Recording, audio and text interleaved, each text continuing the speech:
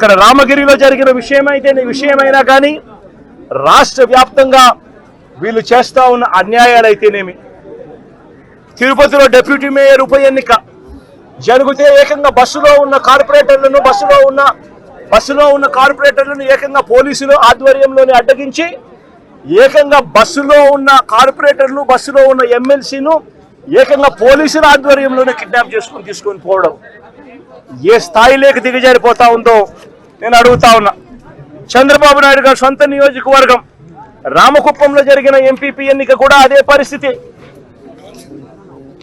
ఇదే మాదిరిగా దౌర్జన్యంతోనే ఎన్నిక జరిగించే కార్యక్రమం చేసినారు.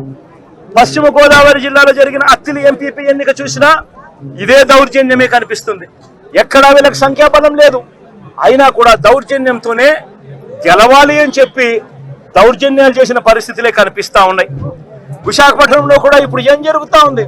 98 మంది సభ్యులుంటే 56 మంది సభ్యులు వైఎస్ఆర్సీపీ బీఫామ్ మీద, వైఎస్ఆర్సీపీ సింబల్ మీద గెలిచిన వాళ్ళు. తెలుగుదేశం పార్టీకి ఎక్కడ ఉంది స్ట్రెంత్ అని అడుగుతా ఉన్నా. ఇక్కడ కూడా దౌర్జన్యం చేస్తూ క్యాంపులో ఉన్న వైఎస్ఆర్సీపీ సభ్యులను సైతం భయపెట్టే కార్యక్రమాలు చేస్తా ఉన్నారు. ఇళ్లకు వెళ్ళి వాళ్ళ భార్యలను భయపడిస్తూ మీ ఆయన ఎక్కడున్నారో చెప్పకపోతే మిమ్మల్ని స్టేషన్లో పెడతామని చెప్పి భయపడిస్తా ఉన్న పరిస్థితులు ఈరోజు రాష్ట్రంలో కనిపిస్తా ఉన్నాయి.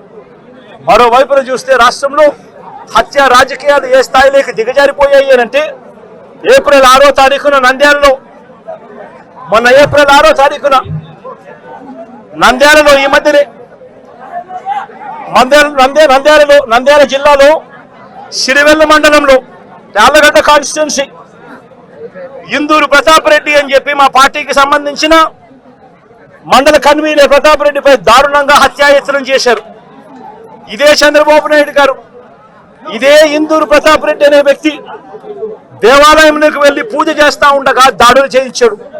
ఇదే చంద్రబాబు నాయుడు గారు ముఖ్యమంత్రిగా ఉన్నప్పుడు 2017లో ప్రతాప్ రెడ్డి అన్నను ప్రభాకర్ రెడ్డిని, అతని బాబుమర్దిని చంద్రబాబు నాయుడు గారి దగ్గర నుండి చంపించారు.